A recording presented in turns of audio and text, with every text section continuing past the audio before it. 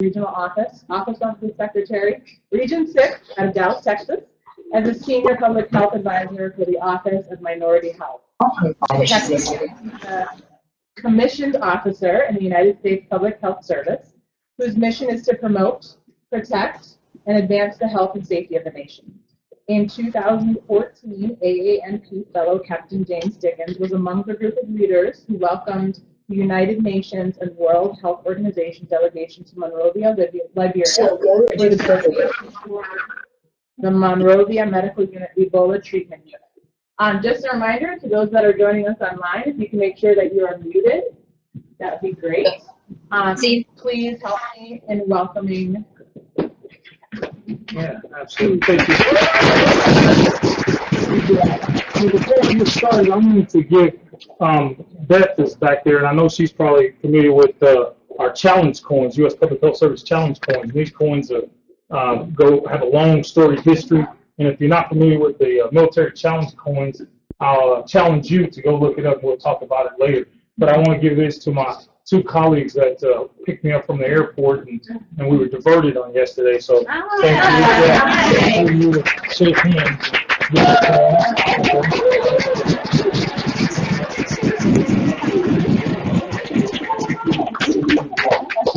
And and again, don't count this against my time here. So the other one is a Monrovia Medical Unit coin, challenge coin for our unit team. And on one side, it has the angry medical symbol with the snakes, because we're considered the tip of the spear for public health service in the United States. And on the back, it has the Liberian symbol on the back, and it says something to the effect their mantra is, the love of liberty brought us here. And then it says, the yellow handprint is the handprint on the wall for Ebola survivors. I'd like to give this to Michael for a great tour today for us.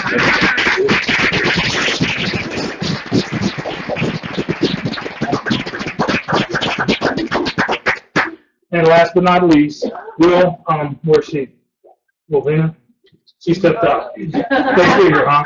So this is our U.S. Public Health Service coin. These are all the coins I have right now. So I'll have to, President, I'll definitely send you that. I want to make sure you're staying. No, that's exactly right.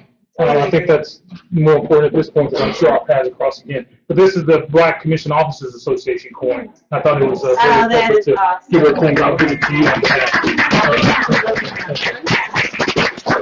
So with that, I'll go ahead and get started. I'm James Dickens, boy nurse practitioner. Well, actually, we're going to use the appropriate term. I'm a nurse, male nurse. Right? So nurse practitioner. I did my undergraduate work. Many of you I've talked to. Did my undergraduate work at Hampton University in Hampton, Virginia, Hampton Roads area. My wife, I sleep with a midwife.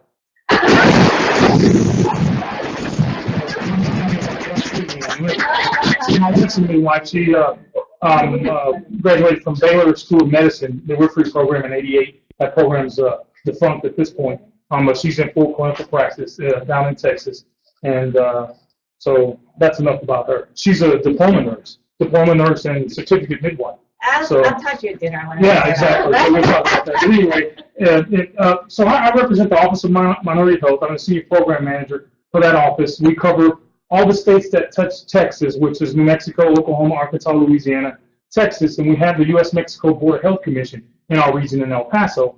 We have 2/3 of the U.S.-Mexico border that we deal with and the issues that cross that border, and 68 federally recognized tribes in our region. So you can see that we pretty much have our hands full. So by the time you guys heard about the unaccompanied minors, I was deep into it 4 years already. So just to give you a little history on that, we deal with a Marshallese population from the Marshall Islands. If you remember, the atolls in the Marshall Islands, they're sinking because of global something or other. We don't climate something or other. In addition to that, there's we exploded the nuclear bomb out there, so there's a lot of nuclear fallout. So it has some atolls that are uninhabitable, and so they live in. There's a big population in Enid, Oklahoma, and Springdale, Arkansas. And they follow the poultry and beef industries and things like that for jobs. So it's really interesting to deal with that. So needless to say, I have a job that you think health disparities. We deal with everything. Dr. Baker and I talked. I met Dr. Baker a number of years ago when she was up for fellow for AANP, we worked in Hurricane Katrina at different points at different times, and but down in New Orleans and all those places in between. And I'll take you on a little journey with me here with that. So I'm an old country boy. So I'm not from Appalachia, but I am from the Delta. And Diane and I were talking about that, and Brenda, we talked about that yesterday, that I'm from the Delta, what we call the Delta, Northeast Louisiana. And it's where Louisiana, Arkansas, Tennessee, and Mississippi meet. Very rural. So I don't have to go to Guatemala. I don't have to go to El Salvador, Mexico, Liberia, Afghanistan to find health disparities. So I have them in my own backyard. I'm a product of that environment. And that's why I say I advocate for my family members when they go to the doctor. And I've been on conference calls, and I'll tell them, call me while you're in there with me. There's nothing against the law for you to call me. They can't call me, but you can. So I'm from Monrovia, Louisiana, actually West Monroe. There's a river that runs between us. It's the Washita River. So I'm a country boy from there. So if you hear some country vernacular, you might have to ask me later tonight what the heck was I talking about. That's the Delta, Northeast Louisiana, Sleepy Bayou, River Town. Fishing, hunting is the name of the game. You guys may be more familiar with the guys with the beards on television, Duck Dynasty guys. Well, those are my homeboys. I mean, literally, they are from West Monroe, Louisiana. I didn't grow up with any of them. I don't know them. They have gorgeous wives, and they grew beards for television. But the uncle and the dad actually had long beards, but they grew theirs for television, which has been very profitable for them. I'd grow one for TV if I could make a few million. So I had some experiences, and many of you I talked about my experiences in Afghanistan, and I talked to some other folks that have been in that theater as well. I had opportunities to go to Afghanistan in 2008 through 2010, and in this picture I'm working with a third-year medical student that didn't know how to suture. And so you can see who's suturing there. She's throwing suture and untying the knots to show her how to tie granny knots. And I know all my midwives know how to tie knots. Yep. Or you will learn, I'm sure. I guarantee you'll know before you leave this program. So I had some pretty good experiences there. And I'm standing here because I was told I can be seen by the folks in Netherlands in the internet land. So this way, I don't want to stand in your personal space. Try right here. Yeah. How about like this? Yeah, we really like that. Used to be a Danish. So in Afghanistan, I had some great experiences there. I've talked to some of you about that, and again, one of my colleagues here said, "Oh, you have some great stories." I'm like, we all have a story if you take time to listen, right? And if you move those letters around and listen, what does it spell? Silent, right? Silent. So I think that's important as well. So I had some tough assignments. Commonwealth of Northern Mariana Islands out near Puerto Rico. Hey, somebody had to do the dirty work for the government. And who wanted to go to the Mariana Islands? I didn't. I was chosen. I do what I need to do for my country. So, tough job. Scuba diving, surf, program. Now, I didn't do any of that. I just saw people. I saw people do that. Great recreation area. So great work. But Saipan, Tinian, and Rota are the three islands that make up the inhabitable islands that make up the Commonwealth of the Northern Mariana Islands. Tinia is where the nuclear bomb was dropped, housed for the Enola Gay that went to Japan, Hiroshima, and Nagasaki. They were housed there. I had an opportunity to tour that as well. So I'm sharing this with you to think about where you are now, because I've been there, the president's been there, we've all been sitting where you are, many of you, all that are students in a student role, and but you never know where your career is going to take you. I'm a country boy from West Monroe, Louisiana, ending up halfway across the world. Never dreamt in 1,000 years, and so you never know where your path is going to go and who you're going to cross. We may see each other again in a third world country, and we may never see each other again. But it just gives you a perspective that it really is a small world. So the tip of the spear, and I shared that with the coin that I shared with Michael. It talks about us being in the public health service. One of our admirals called us the tip of the public health spear, and I think that's what frontier nursing has been, the tip of the spear in a lane that they occupied. And they occupied really well, and they still occupy really well, because I think I knew about this program long before I ever thought I'd come and visit or have an opportunity to speak to a class and even actually sleep in the room that Mary Breckenridge herself slept in. I told my wife last night, I'm sleeping in the room. and she being cynical, like, well, do you feel any different? Not sure, but I'm thinking this transformation is going to happen soon. But like she says, why are you whispering?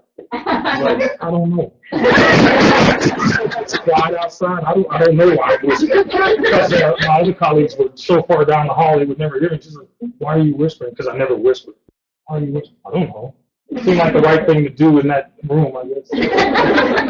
So again, my travels with this took me to West Africa, and I talked to some of my colleagues again about this today and yesterday as well. So I went to, let's see if this thing lights up. Oh, no, it doesn't. Don't worry about it. So we went here to, Liberia, Sierra Leone, and Guinea, and Cote d'Ivoire had some of the Ebola virus, and we talked about that. And so that's a space that I never thought I would play in as well. And I say play in, but be in. And so here you are, a nurse, male nurse, Captain 06, and I'm required to lead a team of interprofessionals into this environment. So that includes my physician colleagues, my research scientists from NIH, CDC, all the players, epidemiologists and the like. And so again, it's not where you are, it's where you're going and where you're going to end up being. But this prepares you for it. So I reached back to my days as an undergrad and my days in the DNP program in executive leadership that prepared me for this mission. And I shared that story with you all this morning. So again, those are the three countries that we were our area of concern was Liberia. Had a very narrow focus, and the focus was specifically to take care of healthcare providers from NGOs and or the Liberian government. So as you all remember, during the height of the epidemic, the Liberian healthcare infrastructure was decimated. But now we're talking about a fragmented healthcare infrastructure to begin with. Yes, ma'am. A non-governmental organization. Oh, okay. And thank you for asking that, because if you guys have questions, please ask me, and it helps if I get feedback. So I know you're not asleep or dead. So that. Yeah. So and this was the other side of the coin that I provided. Michael provided hope and care, and that was our mission. So that mission was handed down by the president through his National Security Council. If you remember, where was the index case for Ebola in the U.S.? Yeah. We talked about that, Michael Duncan in Dallas. And so we never thought in a million years that case, said like, oh, they have Ebola up there, the poor Africans. And we never thought within 24 hours it could be in the mainland, right? Yeah. And so that's any hemorrhagic virus or anything. So you talk about MERS, any of the things that's out there could be in our neck of the woods in a short period of time. So being prepared to deal with that. So that's me in the back. Can you see me? Can you guys see that? You see me, right? Yeah. So we talked about this. So think about trying to start an IV. Okay, assess a patient. Where are you going to put your stethoscope? Right? So, and they have Tyvek suits on, and we don't even have the face shields on here. We just have goggles. This was during our training, and I was in an evaluative mode to determine who could tolerate the Tyvek suits and having all the gear on and who couldn't.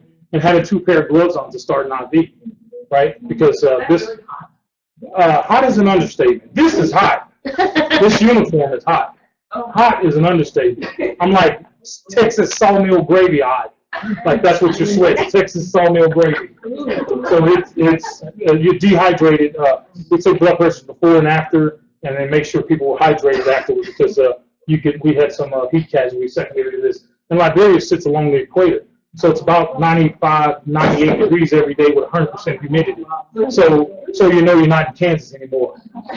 So this is me and my commanding officer, Rear Admiral Kendig, stepping off the plane in Liberia. So your commanding officer steps out first, and then me, being the officer in charge of the team, I step out secondly. And that's not a gun to Julie's head. Julie is a Native American. She's Cherokee from Oklahoma now. She's an epidemiologist, works at NIH now, but he's holding a thermometer.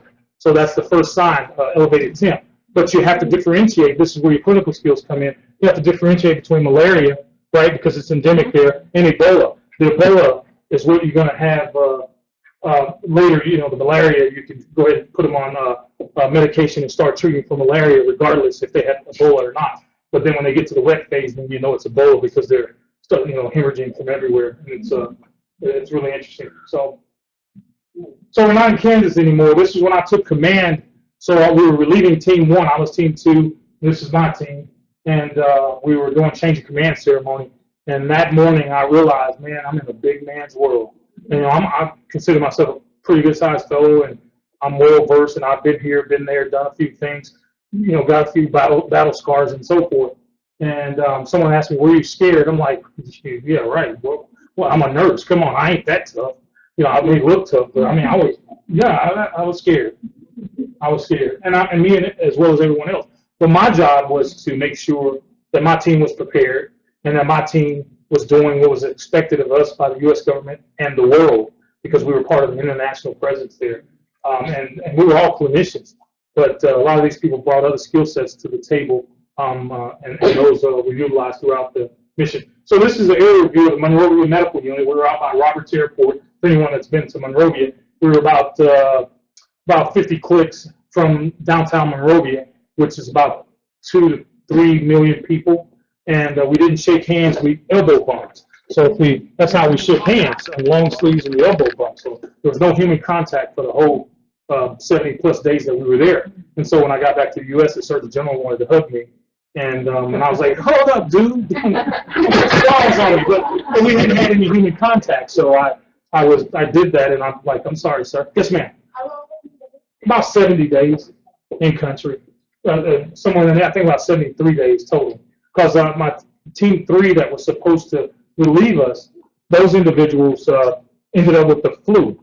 And so they were over the Atlantic, and they turned the plane around, brought them back to the States. They all got better, and then they flew them over to relieve us. So we were delayed about a week, I think, or so. So we were like doing the dance, like, oh, we're going home, we're going home. Did the going home party and all of those things, and we're not going home. Can you imagine having to deliver that message to your team? And so we had spent Christmas there. We had spent New Year's there. We missed the Super Bowl. So I mean, I know, right? Christmas, no big deal. New Year's, no big year. The Super Bowl, we got a problem, Houston. But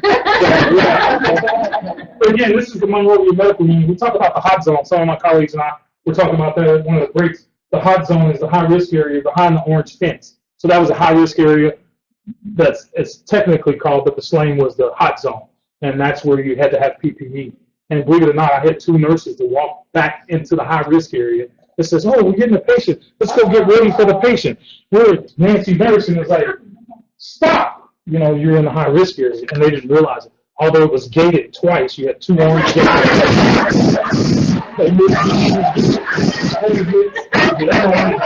Close it, and we called them like down the hallway, what we call the gray hallway, and they had an interest. It sounds like frontier faculty. They'll get in anywhere. Oh my God! all they wanted to do was work. I'm saying, like, if you wanted to take care of patients, man, I'd have sent you guys out to another ETU. You didn't have to try to jeopardize the situation. And so, they were both good nurses, and we did some remediation. We got them squared away. So the ETU area, again, is on this side. The burn pits, open burn pits here. The morgue was back here in this area. This was all supplies, the generators. And I'm telling you, having generators going 24 hours a day, that was not nice. This was the build-up when we were getting ready to leave. These tents were being built, so I had to increase capacity because we were at the height of the war. We lived here in these tents. We showered in these tents and did our business here, and these are water bladders and so forth. And perimeter security was provided by the 101st Airborne. Yes, ma'am. So those were hospitals? These are. This is a third medical surgical unit, Air Force medical surgical unit that was converted specifically for Ebola. Right, exactly. So we had enough medication. Who is in high risk and who is not in high risk? So anyone on this side of the fence. So come into the compound, temperatures were taken every day of everyone that came in and out of the compound. So if you spiked the temp, then we would start like looking at you as a possible suspected case.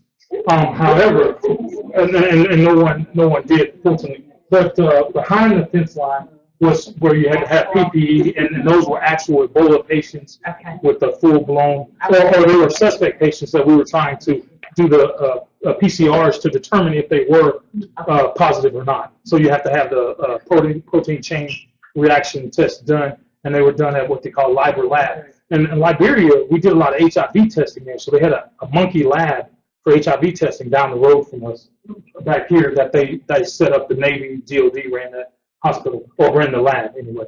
I see both of you all. Yes, ma'am. How many patients were you seeing every day? So remember, our lane was very narrow. We were looking at healthcare providers, and so we didn't go out looking for patients. They came to us, and those patients that came to us were had to be cleared by the Ministry of Health. That's how valuable these resources were, because most patients that went to an ETU, all they got were what they call ORS, oral rehydration solution, salt water. And so can you imagine drinking a bunch of that and then spewing it across the room and drinking more of that and spewing it across the room? No IVs. We had IV capability. We had ultrasound capability. We did the first chest x-ray in the field for Ebola positive patient. The only other entity that had done that was Emory.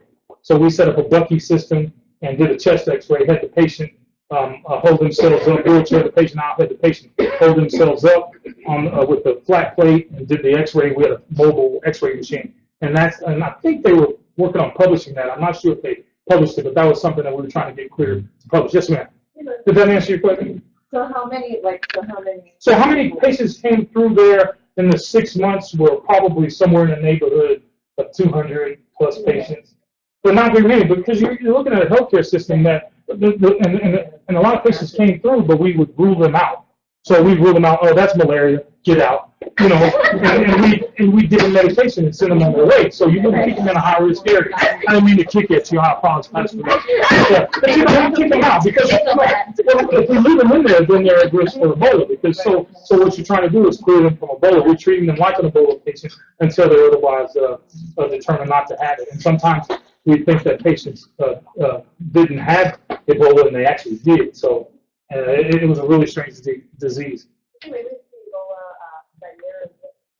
So there's 3 types: Marburg, Zaire, and Reston, Virginia. Those are the 3 hemorrhagic viruses that I'm acutely aware of. I think there's more, but I think this one was Zaire, if I remember correctly. Right, and they did the epidemiological retrospective studies, and what happened with this particular outbreak, where some kids went out and smoked out some bats and ate the bats that had Ebola, and that's what perpetuated it. But what made it, put it up to epidemic proportions, as I was sharing with Dr. Leopard, we burned the bodies initially. And people, like, they're very religious in that part of the world, and they didn't want their bodies burned, so they went out to the villages, out of the city. So they spread it, and then the bodies start showing up along the street, and then the villages, and so by the time we'd gotten there, we had what we call, believe it or not, celestial discharge team. And that's like the burial team. That was their title, celestial discharge. I'm like, that sounds like some Star Trek stuff, man. I think going to be released. But that was the name of the team, celestial discharge. So we would pose the bodies, we would take photos, give them a death certificate, do fingerprints, and give that to the family for closure. So can you imagine you dying and somebody just take your body away from your family, burn it, and say, oh, she's dead. And that was it. No closure. Zero closure. But because the villages, what they would do is bury the body, and the women would go and wash the body down. And then if there was someone of prominent stature in the community, they would sprinkle the water on the crowd for a blessing. So that would spread the virus. Spread the virus. And they had a guy go from the top of Africa down to Monrovia, back down to Monrovia, who was an imam. And I think from his funeral, something like 1,000 people were infected. It was crazy. And they were in the car with the body. Yeah, the family was in the car with the body because they didn't want anybody to know what happened to him, because they were trying to get the body back to Monrovia to bury him. So it was crazy. But again, you learn as you go along, and you try to pivot as you move forward. So if someone else has a question, yes, ma'am.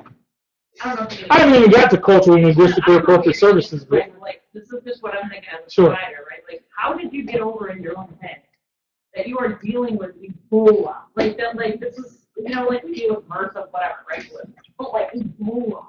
Well, so for us that dealt with, for us that dealt with HIV, it was the same unknowns, and I know there are some people in here that are my age or slightly younger that dealt with the HIV, and we didn't know. And so you trust your PPE, you trust your teammates, you trust your training, right?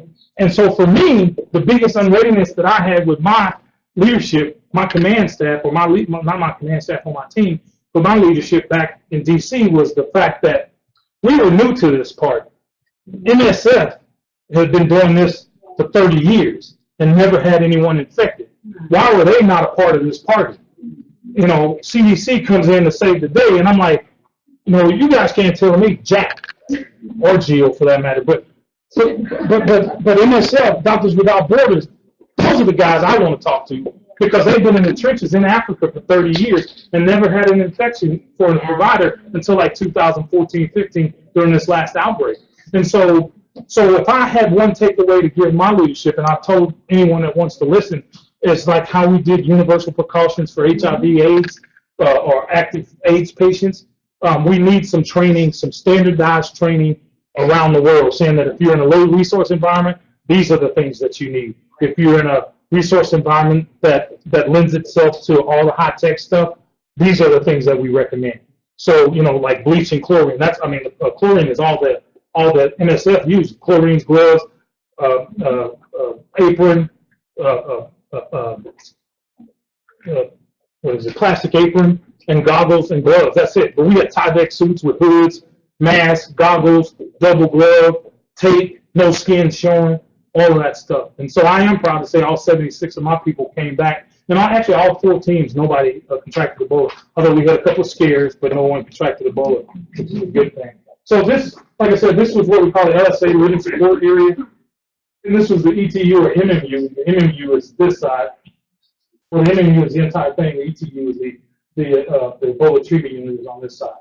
And so we had even a visitor station here where the family members could come. They were very religious. They want to see their loved ones, and we want to prove that they weren't dead. And we had social services that would facilitate that process to get family members or a minister from the community or a tribal leader from the community to see the patient, and we'd escort them out and let them visit. We thought that was very important as well. So we tried to feed them on all levels.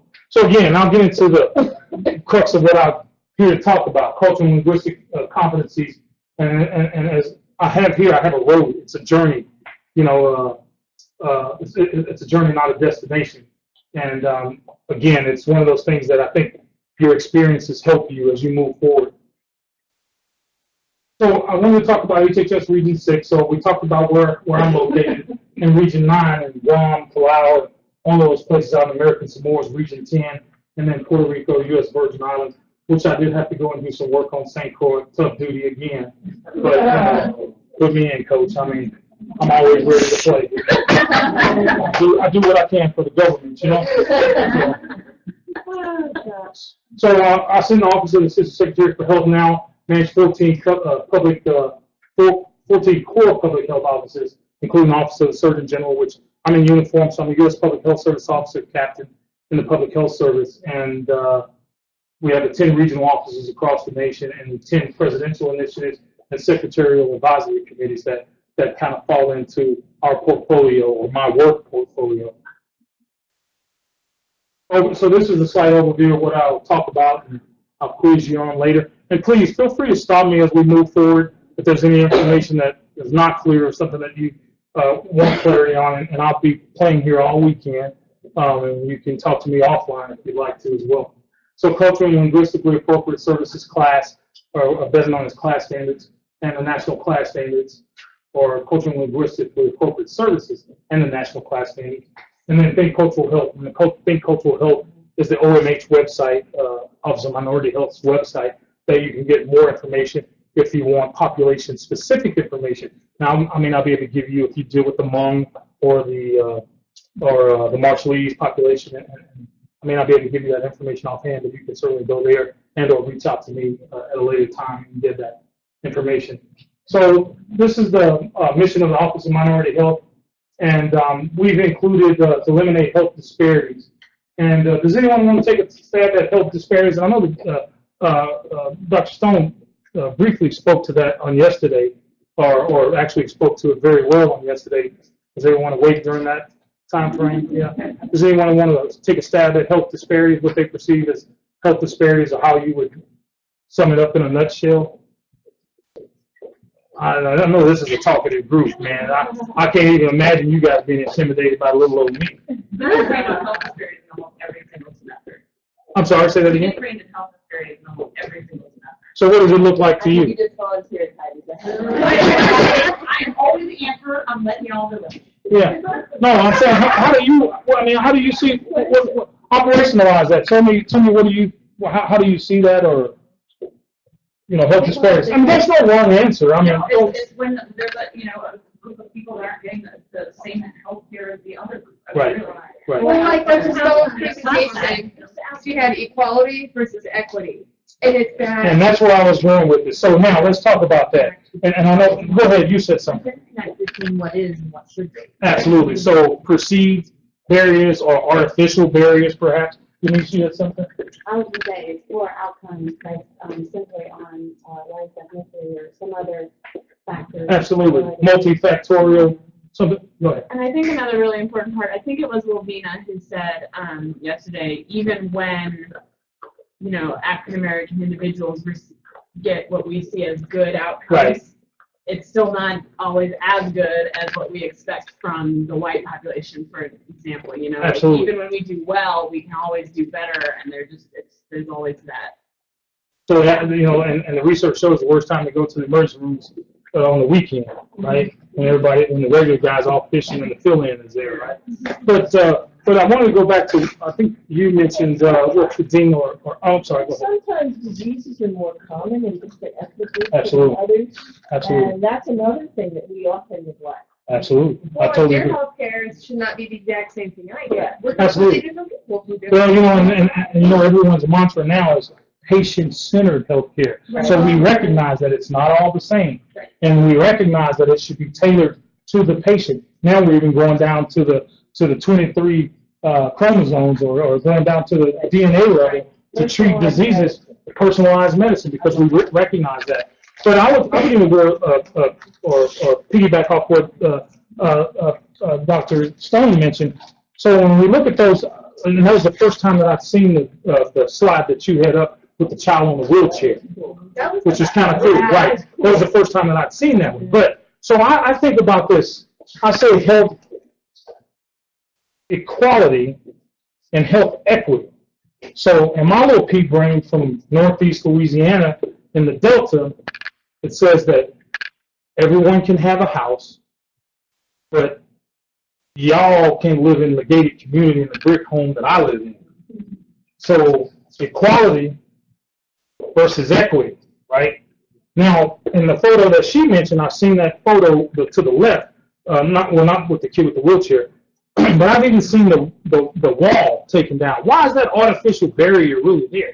Wouldn't chalk prove where the home run line is for the field versus like, because you line the field out, there was a baseball game that was being played. You use chalk to line that field out. Why couldn't you use chalk or something? So there was an artificial barrier placed. So let's talk about that artificial barrier, you know, that creates some health disparities as well. So that's one of the things. I always want to talk about the health disparities because I think that's one of the things that we have to look at.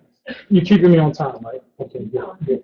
Culturally and linguistically appropriate services. Services that are respectful and responsive to individual cultural health beliefs and practices, and looking at the languages and the like. And I think we had a very robust conversation around this on yesterday, speaking to the fact of, I think some of you guys brought up giving someone information and you don't even know if they can read.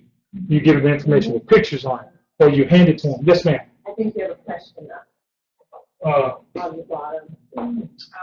Okay, so how do I don't I know if you're addressing that now. how do I address it? I'll be happy to address it.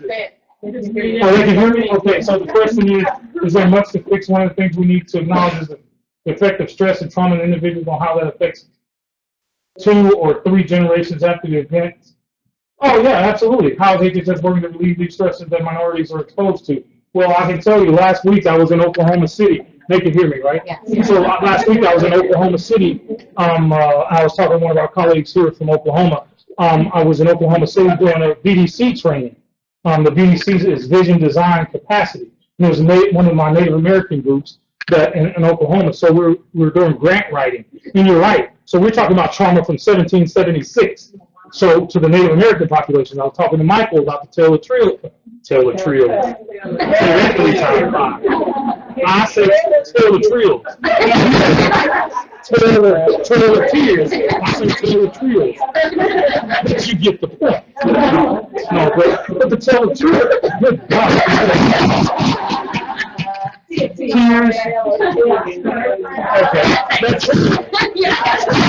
the Native American population, and I don't want to minimize that, but that is one of the things that we're trying to address with that particular population. So I agree with the person that asked the question that it's a long, arduous process, and I would submit to you that when one of the things the government is good at is we throw money at things, but I would also say systems are designed to do what they do. You never see a Ford come off the Chevy line and making an automobile. You never see a Nissan come off the Toyota line. You know, so if a system doesn't do what it's designed to do in business, what do? We wreck that system, we tear it up, and we start over, or we modify it. Remember Dickens? You guys had Dickens, the guy who went and revamped Toyota in Japan. He was the CQI guy. Some of my colleagues know what I'm talking about, continuous quality improvement. You guys call it Lean Six Sigma, and you guys have a bunch of new names for it. But it was quality improvement, or TQM, total quality management. And so Demings was one of those guys that if the system didn't work for you, everyone was empowered to tear it up or work within that system to fix it. So you didn't send a defective product out into the public domain. And so I would argue or submit to you that, are we really committed to fixing the problem? Because then you knock a lot of people out of jobs. Yes, Doctor. But you know, the interesting thing about that question is they're talking about epigenetics. Right. Which is the concept that actually stress just changes in the DNA. Absolutely. And that's a scary thing, how we change that. Well, and you're right. And so there was a study, and you all probably know this better than myself, and I can loosely quote some of the data from that study. And I think it was done at Emory in Atlanta. Pregnant African-American moms who were college educated with resources versus Caucasian females with no monetary resources, and African-American outcomes were worse for pregnant moms, right? And still worse, right? So you're right. It does change your DNA, and I can tell you, stress, it affects everyone differently. But I can also say that I think populations, indigenous populations that have been forcibly removed from their lands, have encountered much more over time, this person said, in generations. Yeah. And it takes time. If you look at the Aborigines, you look at African Americans in this country, and there was another group that the American Indians that were removed. Their outcomes are some of the worst in the world, right? And so you have to lend credence to this, to that statement or that question. But what's the fix? We keep throwing good money after bad. I don't know. Now, the government won't give me the money to fix the problem because I'll take it right to the Delta.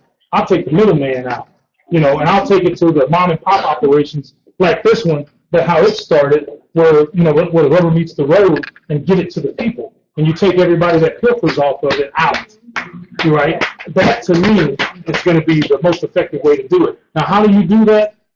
And be respectful of the tax dollars, because we talk about finite resources. I don't know. I can't answer that question. And so I apologize for not being able to answer. Thank you. Oh, well, hey, I'm good and didn't even know it. I didn't answer that. Next question from the internet. So social determinants of health. The Dean did an excellent job talking about this, and I think we talked about it a little bit this morning. Where you eat, live, sleep, and play affects your health care. Does everyone agree to that? Because if you don't, I'll tell you, leave now. But it does affect your health care, and we talked about the epigenetics, and so we know that it affects your health care.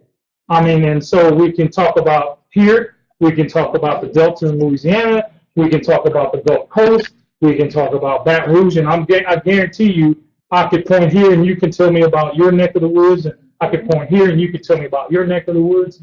Your neck of the woods is your location where you live. So you guys didn't get that. But again, I subscribe to, you know, we look at individual, family, communities, the larger picture as we move forward. And I'm an Imogene King person, so you guys are the theorist junkies. You'll see this, that, you know, everything is connected, right? We're biopsychosocial political entities or beings. And, you know, some of you guys think this is hodgepodge. I used to think it was hodgepodge, and somewhere along the line it clicked in my little pea brain. It clicked, and I realized that all of this stuff is interconnected. And you can't treat the body without treating the mind. Remember, we're doing this behavioral health and primary care. Who's familiar with that concept, right? And I'll tell any nurse practitioner worth her salt that's going through the program. I think you all just started a behavioral health, right? So if your family, it's only logical to go and get that mental health piece. I mean, I think you're doing yourself a disservice if you don't. I see it a lot in the Arlington area, UTA, and if I have a student or a person that wants to become a nurse practitioner, I highly recommend that. Now, you know, obviously, you know, financial considerations, the home, and self-preservation, one has to consider that as well. But this is the systems theory I subscribe to totally. So health, physical, social, spiritual. You know, I remember when I first started as a nurse, if we had someone that wasn't quite right upstairs, man, we're sending them to psych. You know, we wouldn't even try to touch a psych patient. Like, well, they're crazy. We don't do crazy over here. We do hernias. We work on hernias, knees, drop lungs. We'll do, you know, if you got a pneumothorax, we got you. You got a vent, we're on top of it. You're in a CPM machine, we got you. But we don't do crazy. You know, crazy is that other unit, right? But I'm serious. That's, am I lying to some of my colleagues that can give me an amen from the back? You know what I'm saying? You guys know exactly what I'm talking about. And many of the cases when I was with CMS as a surveyor, a nurse surveyor, when we go to the hospitals, John Peter Smith, and these are all cases in the public domain. Most of the cases that happen, medical cases that happen to patients, happened on the psych units, because the psych nurses, particularly some of the psych nurses that have been psych nurses for a long time, they didn't do medical because they did crazy, right? They did crazy, they didn't do medical, or so we thought at that time. And so I was just the opposite. I do medical, don't do crazy, you know. And that's, you know, and again, I'm making light of that situation now, but that's how it was, unfortunately. And we realized that. So culture, we talked about this. I think the president did a very good job of speaking to that on yesterday, as well as Dr. John talked about this last night. And every time I call your name Dr. John, I think about Dr. John from New Orleans. I've been in the right place.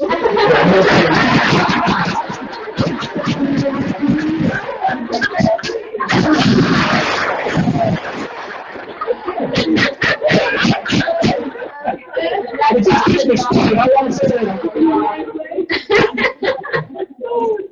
But case for class. So this is our case for class. So in 2000, a colleague of mine in the Office of Minority Health Central Office, Guadalupe Pacheco, was charged with coming up with the structure around class. And so these are some of the things that we talked about: increase access to care, improve quality of services.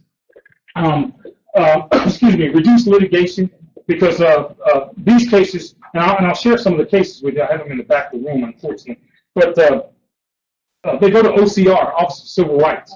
But HIPAA, they're in my folder. I'll get them out there. Is there a purple folder in that bag, ma'am? Yeah, just a purple folder.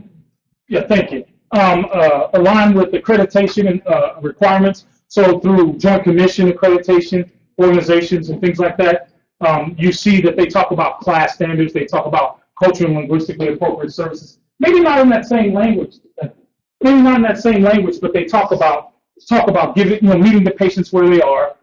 Do we understand what level of reading they are? Some people are more advanced, some are less advanced in terms of reading. Is third grade to fifth grade, somewhere in there. I think is where we try to keep all Orderman documents. Meet your mission. Make sure it's a part of your mission. And I have to admit to you, President Stone, that I've been to Thomas Jefferson to do a presentation to their graduate programs in Philly last year. I went to the ATA, American Translators Association, And I've never seen a group, I've not been around a group so enthusiastic, and I actually feel dumb around this group because they're pretty sharp cookies in this group. So you guys are fortunate. And I understand that you guys are the select few that are allowed to be here. I said allowed to be here because there are many that have asked to be here, and they haven't. And your staff, everybody's great here. And so that's a testament to the leadership, and particularly for the cultural piece, because I can tell you right now, I've not seen this. I've been beating AANP over the head for the last 5 years, and one of the things I stand up and say, I don't even say my name, I say diversity and inclusion matters. Because if you've been to the AANP meetings, everyone that sits on the stage, and they're middle-aged Caucasian females, I have no problem with that. But if the country's browning, and there's and that's not being reflected in the organization, that tide's going to turn at some point, and then you're going to be left out in the cold. And AANP, there's already groups trying to create minority nursing organizations to be more inclusive. And so finally they've heard me. I've talked to Dave Hebert till I was blue in the face, Cindy Cook, Penny, was Penny's last name, or Penny, who was our former president, Penny Jensen. I've talked to several people about that because I think, and so you guys are leaning forward on this, and I applaud you on that. I really do. I really do. Meet legislative requirements as well. Meeting legislative requirements. Some states require this training. Some states require that diversity be looked at. Minnesota is one of the restrictive states. I think I talked to a colleague from Utah. It's in Utah, but Oregon and I think Utah has some language around culturally and linguistically appropriate services in response to demographic changes in your area. Or you doing assessments, and I think you all did that. You saw that, hey, we're not reflecting what we want to reflect as an organization, and we need to make some changes, and you did that. So I think, again, I think that is to be applauded. So you have 15 action steps that guide healthcare and professionals in providing care in the national class standards in health and healthcare. And so this is how they're divided up. And Wilhelmina, they have this presentation, right? And if you don't have access to it, you don't have to worry about writing it down. This is your tax dollars at work, so it's yours. This is not proprietary information. It is. It's your proprietary information. So principal standards, governance and leadership, workforce, communication, language assistance, and engagements and continuous quality improvement. We'll talk about that CQI or Lean Six Sigma, whatever the organization uses as part of the process. And accountability. How are you accountable to your stakeholders? Do you report out to your stakeholders and say, this is how we're doing as an organization, or this is what we need to do, or these are some of the gaps that we see when we do an environmental survey or looking at our landscape. These are some of the gaps, and these are some of the things that we'd like to do to improve that. So intended impacts of the national class standards, improve quality of services, same old womp, womp, womp, womp, womp. That's what I hear when I see this from the government, womp, womp, womp. That Charlie Brown lady, advanced health equity, help eliminate health disparities. Now, I would lean on the president and Dr. Stone and Dr. Lepper. How long have we heard this? How long have you all heard these?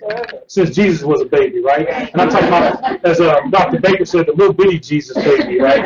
The new baby smell. Right? We've heard this for a long, long time. And so I would ask, and no disrespect to anyone else's religion, I'm just familiar with the little baby Jesus. But we've heard about this a long time. So again, I would encourage you to go and look at the blueprint for advancing and sustaining class policy and practice. And again, I think this school has done a very fabulous job in leaning forward on this and looking at it from a global perspective. And so, and it starts systemically. If the organization is not behind it, I remember yesterday several of our colleagues talking about, man, I'm getting tired because I'm fighting these fools every day at work. I'm educating them, and they're saying I'm a millennial baby or whatever the case may be. And I say fight the fight, continue to fight, and you know what? You got to find that ally, as Dr. Stone indicated. You find your ally, and you grab onto their coattail, and you hold on for dear life, and that's what you have to do. So again, principal standard, provide effective, equitable, understandable, and respectful quality of care and services that are responsive to diverse cultures and health beliefs, practices, languages, health literacy, and other common communication needs. So some of the cases that we talked about here, so one of the cases in East Texas, in Henderson County, East Texas, there was a person that needed adaptive services for hearing. They weren't provided those services. And one of the things we're seeing now, particularly in Louisiana, anyone from Louisiana here? The demographic population in New Orleans has changed to what group? Anyone know? Secondary to Hurricane Katrina, and Dr. Baker's stop. What did you say? Hispanic, right. So what is happening there, they're taking their children to the physicians or to care for care, and they're doing translation services, which is illegal. If you were the FQHC or HHS, that's not appropriate. You're supposed to provide translation, interpretive services. Because remember, translation and interpretive services are different. So, and then your documentation has to be translated by someone who checked them off as a translator. It just can't be Esmeralda who works at the front desk. Esmeralda has had to have the appropriate training and certifications to do those translations, and you're supposed to really have someone to back her up. So you really need two people. So one to do the translation and one to do the check off. Yes, ma'am. I work in And I don't mean to keep looking at you, but I work in a jail like that. I had someone who was just came here 6 months ago and only spoke Spanish and Spanish at all. Same thing though, and I work for the government. yeah. And we had absolutely nobody to help me do Well, you should have a 1-800 number you can call and get an interpreter online. Because are you kidding me? You don't because if you receive federal funding, it is the law. Now let's just be clear. It's a report only system, so the OCR doesn't have investigators that go out and say, "Aha, we caught you." It's a report only system, right? So somebody would have to report that. So that person who's probably illegal and or whatever, they would never call anyone, or their family members wouldn't call anyone because you don't want to draw attention to the situation. But it is, it's not appropriate. I can tell you that. And as a matter of fact, I've even that midwife I told you I sleep with. She has a lot of those patients as well from Burma and places like that. And I told her, I'm like, no. I said, if you get in trouble with OCR, I'm going to laugh you all the way when I burn you out of jail. I'm going to laugh you out. And they usually don't take you to jail. They ask for a remedy. And sometimes that's a monetary remedy and or fix the problem. Yes, ma'am.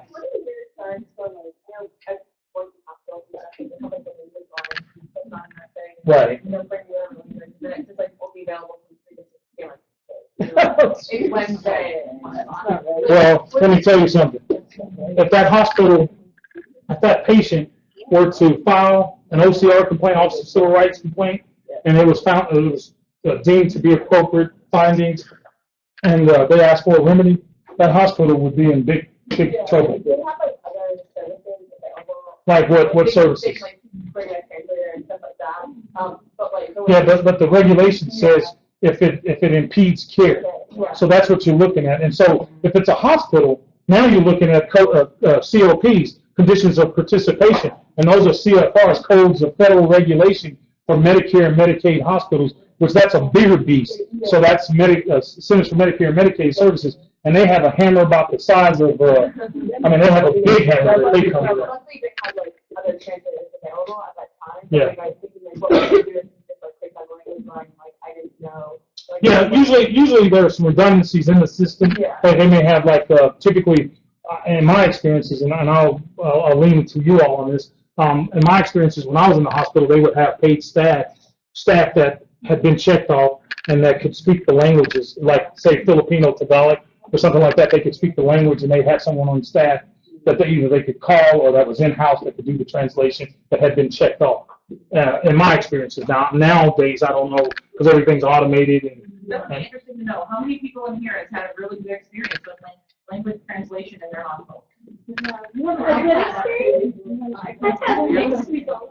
We have two separate things. We have a phone for any hours, 24 hours. You can do a phone with two sides, and then we have culturally.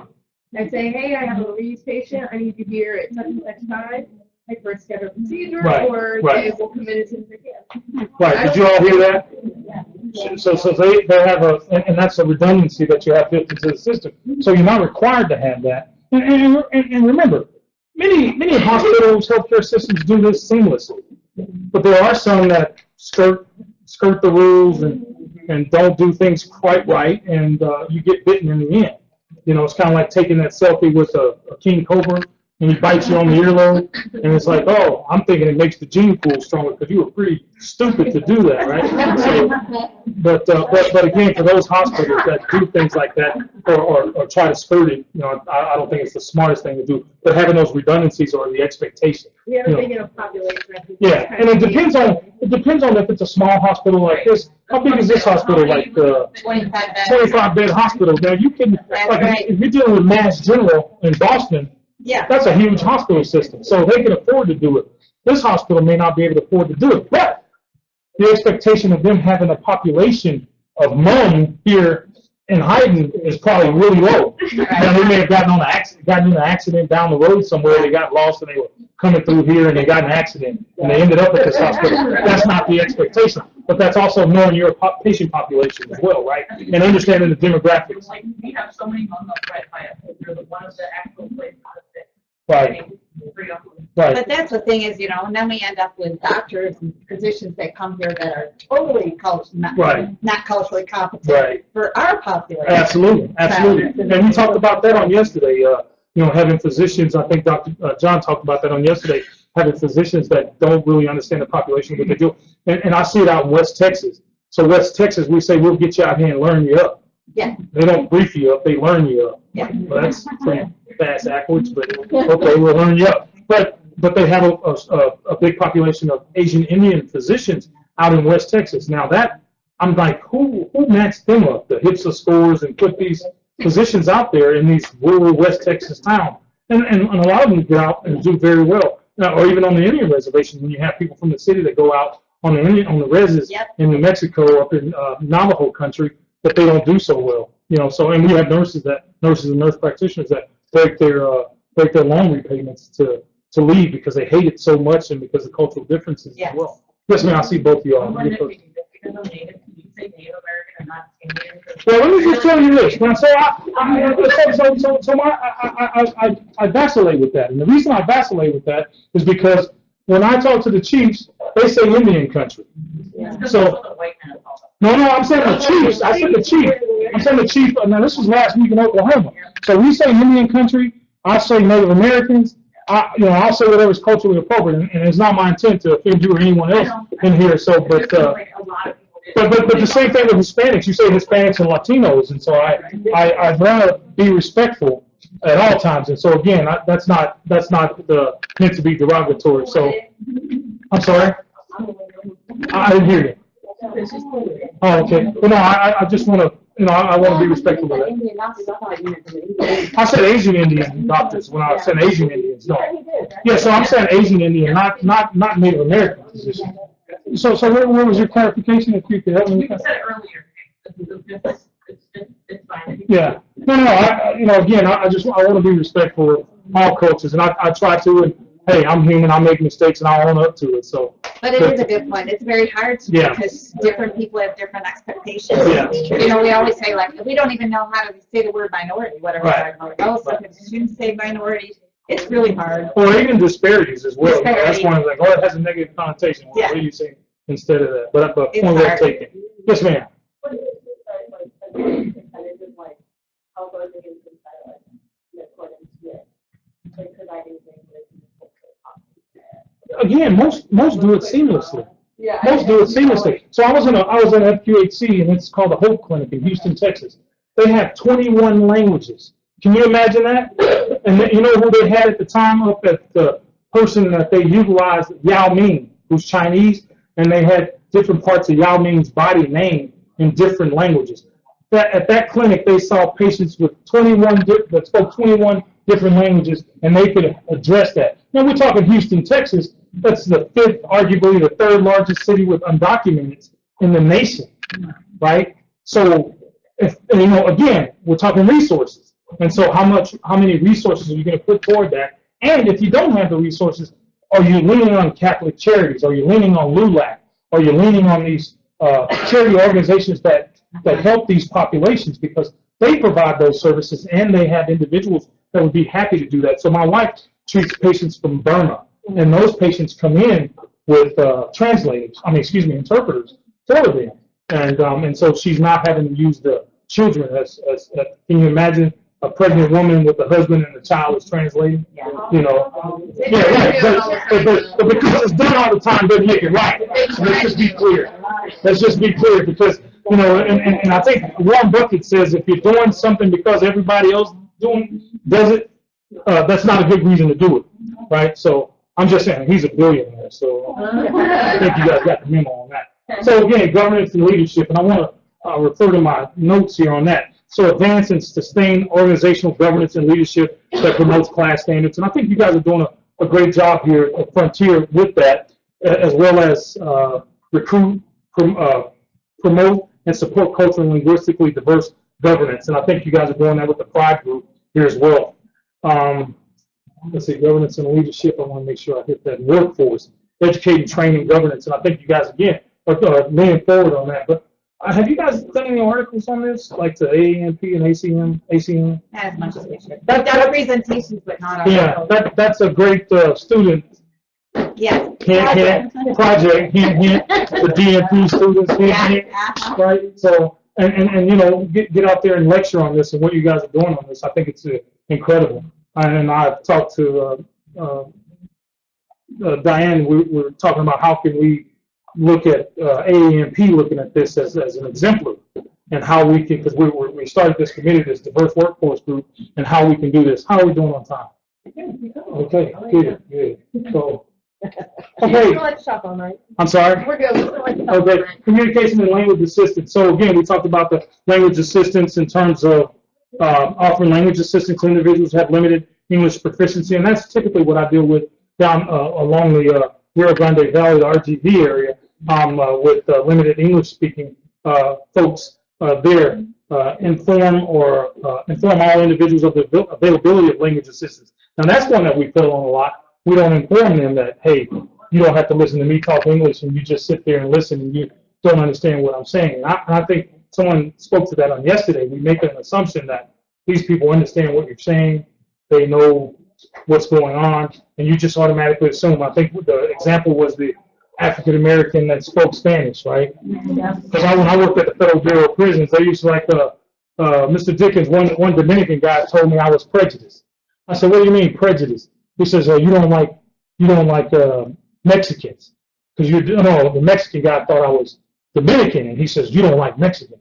He's like, I said, what do you mean? He said, you Dominicans don't like Mexicans. I was like, man, you lost your damn mind. I'm not Dominican. You know, it's like, but he just made an assumption that I was Dominican because I looked Dominican. I had to be Dominican, and I didn't like Mexicans because he wanted to lay in or something. It had nothing to do with anything else, but he was just trying to lean forward on something that didn't really matter. But making assumptions, we talked about that, those preconceived ideas. Okay, communication and language assistance, we talked about that, offering that to individuals and ensuring competence of individuals that provide those services. So I was in Oklahoma last week.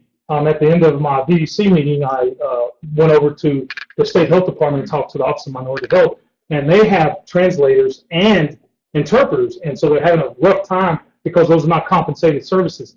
But they're required to do this for the health department because the health department receives HHS funding and CDC funding, which means that they're required to do this. And so in doing so, they're required to do this, but they're not compensated services. And so they're trying to figure out, they lost an FTE. Oklahoma's having a real tough time, budgetary times in their state, and all of the states, the southern states, are having a tough time. What's the #1 state in the nation that has earthquakes right now? Does anyone know? Oklahoma. You're right. Secondary to fracking, because they're putting the injections in the Arbuckle. Did I do something wrong? No. When you show up, something's wrong. I was just going to turn the camera on. See me? Okay. Yeah. I seen when you showed up yesterday. I knew something was wrong. I said, I didn't touch anything, I swear. I'm just going to get the audio. Sure. The camera's still on you, though. Sure. Okay, thank you. I get nervous when the IT guy shows up. I'm like, I swear I didn't touch. So, okay, now it's not working. Don't leave, sir. Oh, I know what I need to do. Hold on, I'll do it.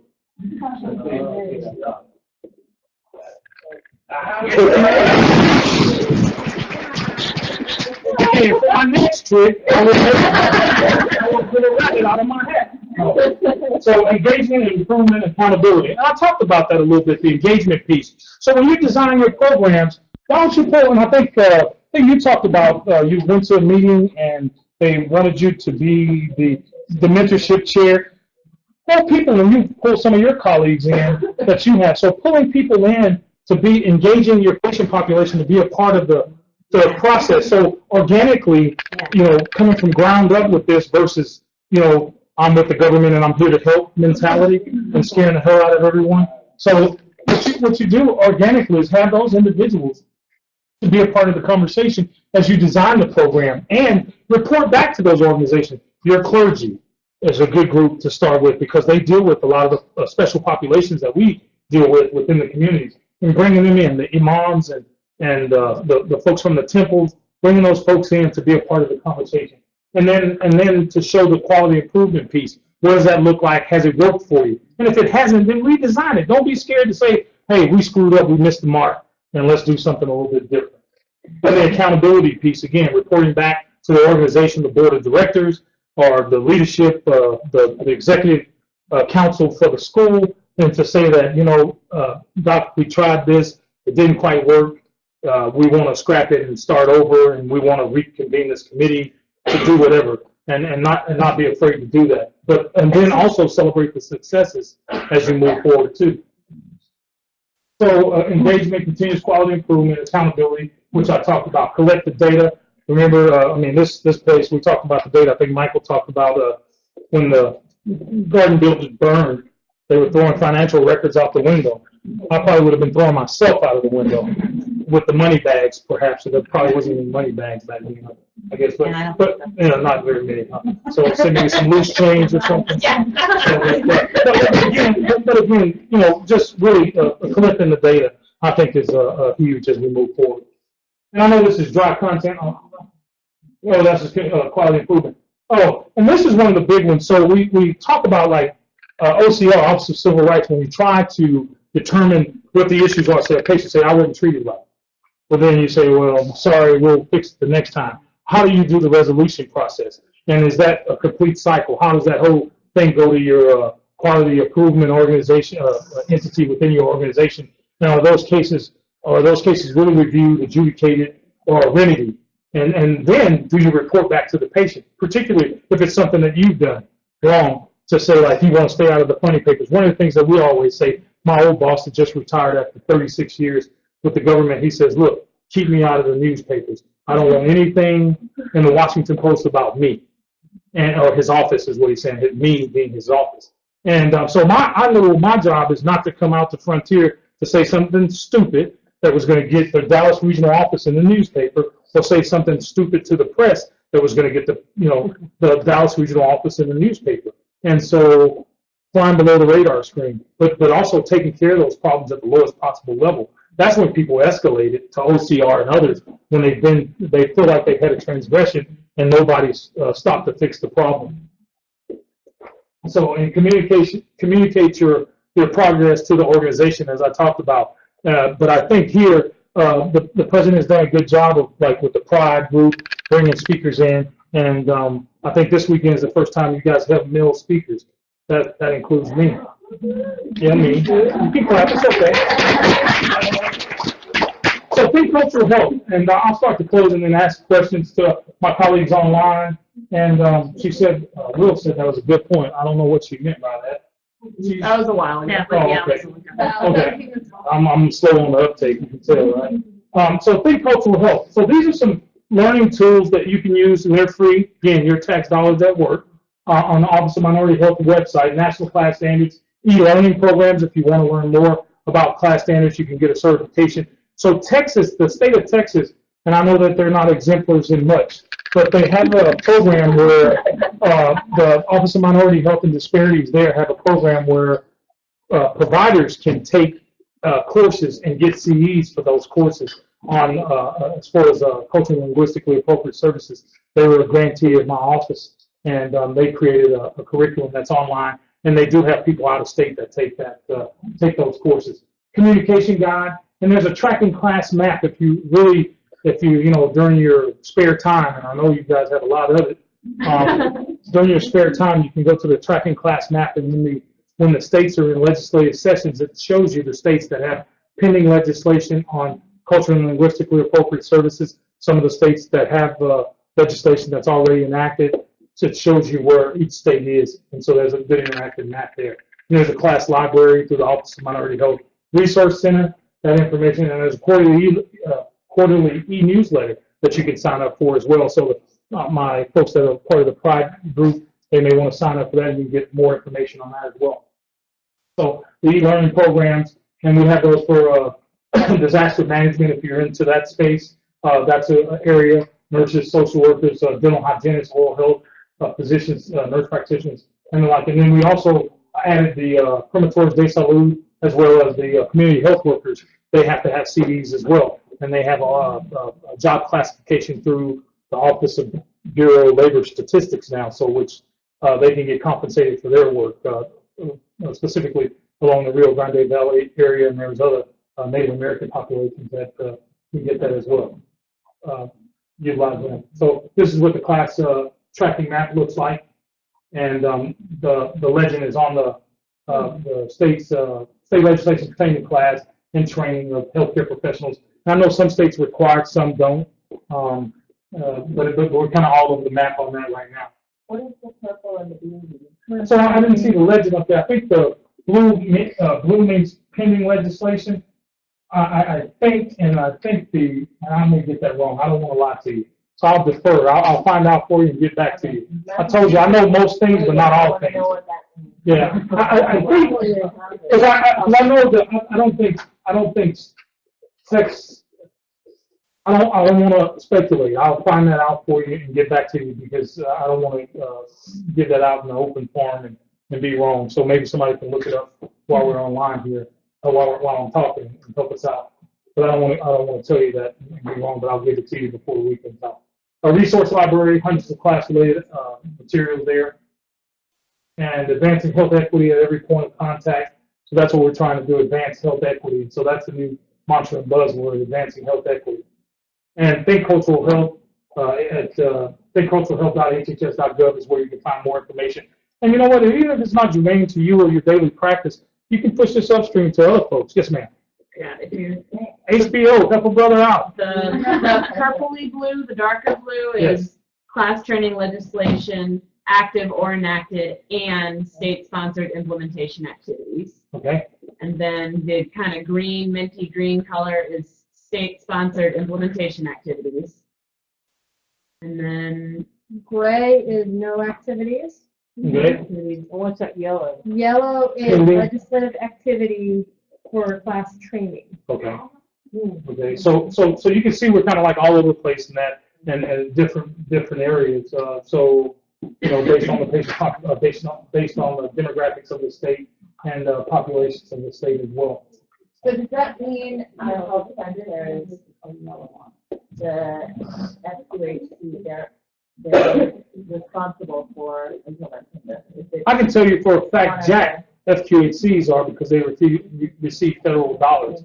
They're supposed to be providing interpretive services and translation services. There's no doubt in my mind on that. I don't even have to look at the map for that because I know that they receive federal funding through HHS, and that's the law. So the map doesn't matter what the map says on that one. I can say what the federal law says.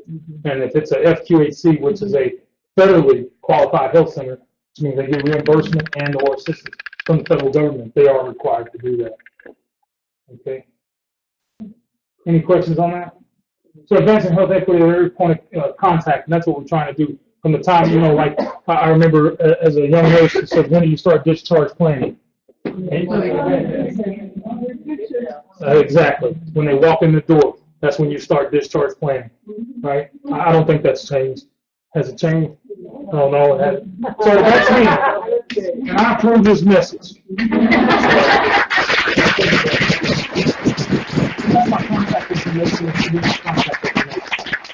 So that's it. Any questions for me? Yes, ma'am. Yes, ma'am. Yes, ma'am.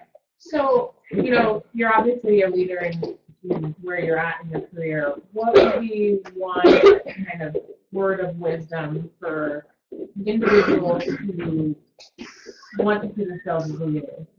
What do you give as like a word of encouragement? Never turn down an opportunity. I mean, if it's mundane, if the dean asks you to do something, the chair asks you to do something, Dr. Johns asks you to do something, I mean, find a way to make it happen. Did you guys hear me on that one? I want you guys to hear this, please, and provide me this courtesy. Don't turn down an opportunity, because you never know where it's going to lead. All right, and that's for me. I mean, I've had missed opportunities. Dr. Baker and I were called to go to Vegas. I'm going to be in Alaska fishing. I made a priority. I'm like, Vegas, fishing in Alaska. Vegas, fishing in Alaska. Craps table, fishing in Alaska. Fishing in Alaska. But I'm just saying, don't turn down opportunities. And I gave you a thumbnail of some of the opportunities that I've had, and I've had many more. But it was because of family obligations and illnesses in the family, dealing with kids in college and that thing. But obviously taking care of yourself. But don't turn down an opportunity, because you just don't know where it's going to lead, and you don't know who you're going to meet. That's going to further your cause and or career. So when we go into Africa with 76 people, 5 people on my team received new jobs because they hated the jobs that they were in, because the people on my team were in supervisory positions and hiring authorities for their respective agencies. They hired 5 different people changed jobs. One moved from Oklahoma area office, the area office in Oklahoma City for Native Indian Health Services, to NIH as an epidemiologist. One moved from New Mexico in Albuquerque for one of the Pueblo tribes to FDA as a consumer safety officer. One moved from DC to Atlanta to CDC. So you just never know. And if I had to give that word, that would be my word to wisdom. And my opportunity, I won the state Texas Nurse Practitioner Award one year for AANP, and I've been on the nominations committee for 10 years. And so how do I get more minorities in there, more nurses, more male nurses involved? By being inside, learning how the organization works, and telling anybody that wants to know how the organization works. And I came in on the nominations committee, and AANP has traveled me more than the government to do work for the organization. I have a blog on with the Huffington Post for AANP on health disparities, right? And so those opportunities, I've done numerous speaking engagements for AANP. I spoke at Jefferson College in Philly because of a person that I met through AANP for retail clinics in Texas, because I worked on the Robert Wood Johnson's Future of Nursing during my DNP, and I told the dean of the program, like, no, how many times do I need to say no? I'm just trying to graduate, lady. I don't need this on my plate. I'm just trying to get that degree and get the heck out of Dodge, out of West Texas. And that came my way, and other things came my way, and other things came my way. I met Dr. Baker. Dr. Baker and I were fellows together.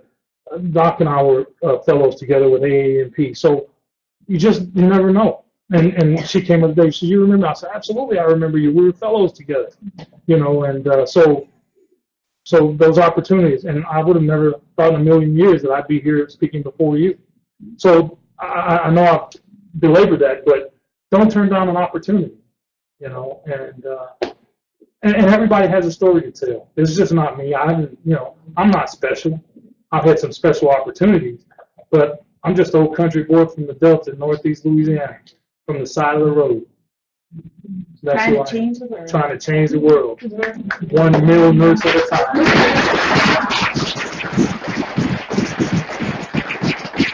Any other questions really quickly? I don't know how much time I have, or if I'm over.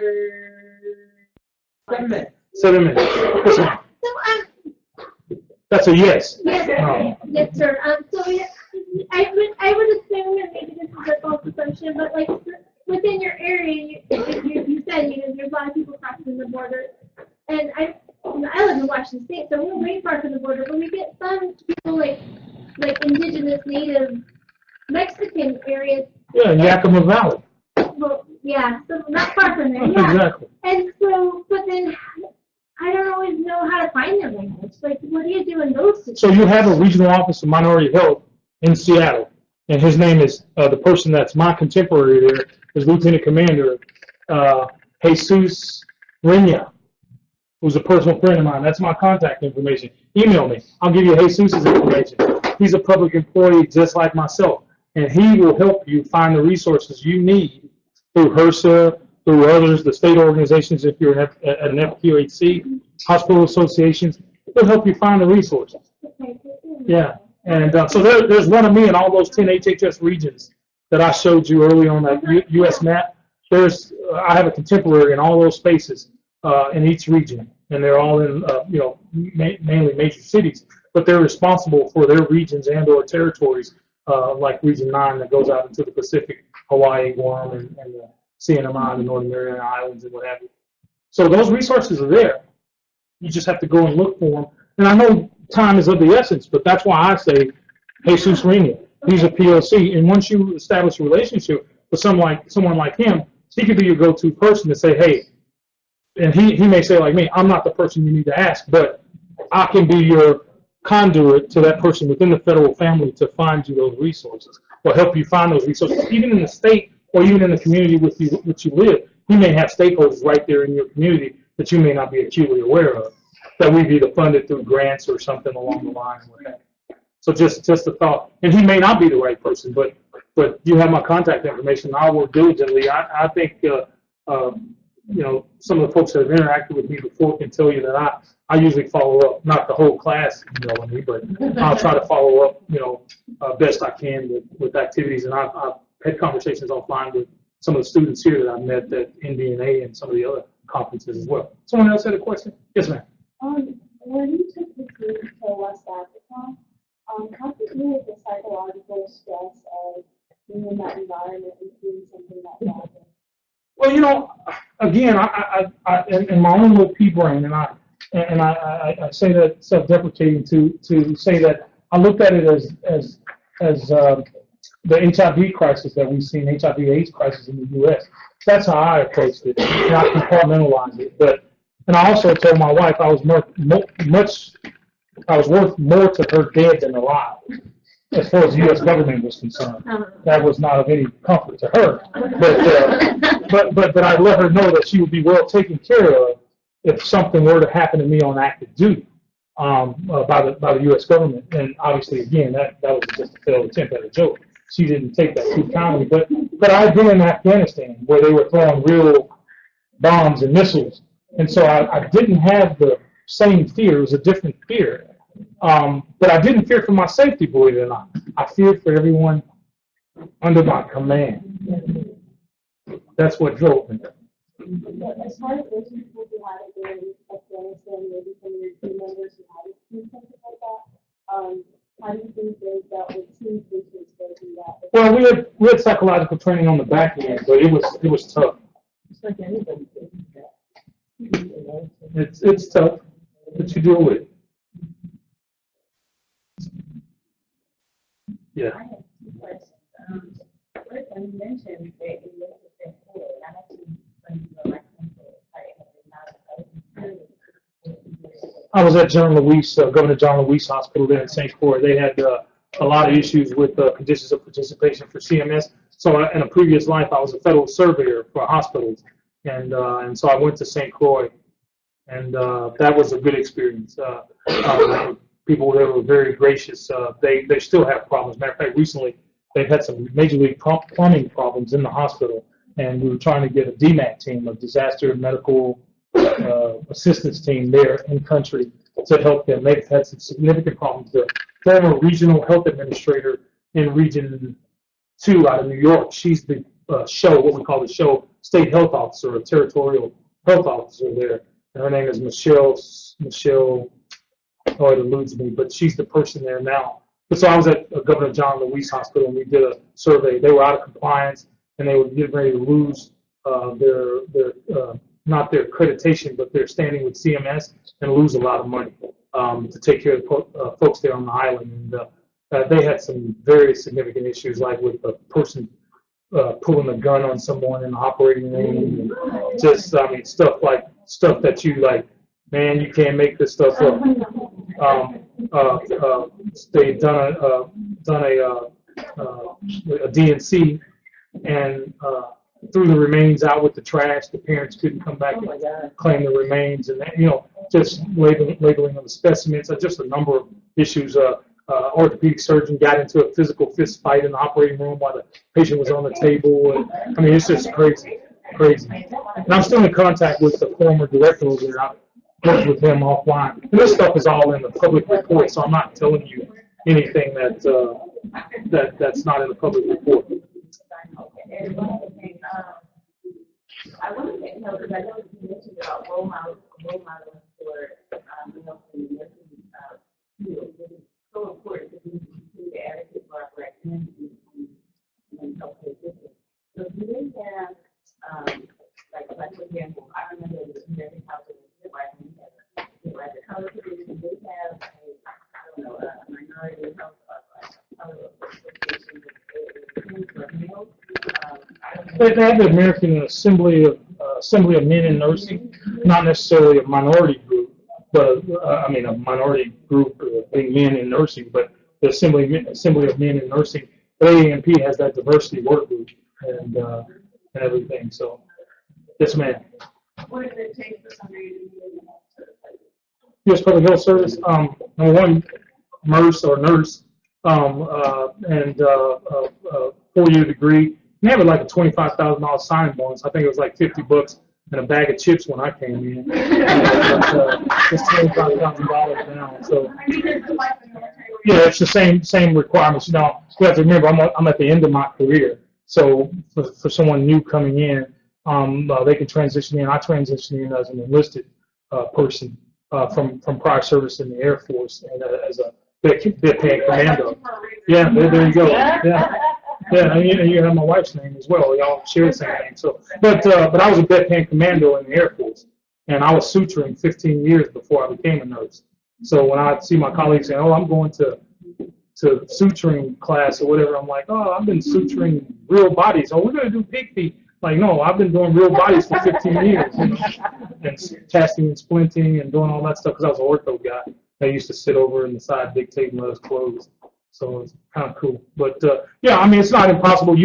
USPHS.gov, and I'm happy to report today is what day? The 2nd? Yeah. So nursing opened up yesterday for 30 days. They're recruiting nurses. We used to have an open recruitment, but now it's only for a certain specific time of the year. So they're recruiting nurses, nurse practitioners. And so when you come in as a nurse, that's your qualifying degree that brings you in, but then you go ahead and work as a NP or a CNM or whatever your designation is at that time. I want to be respectful of the time, and so I'll take this last question. Well, no, we can take it off.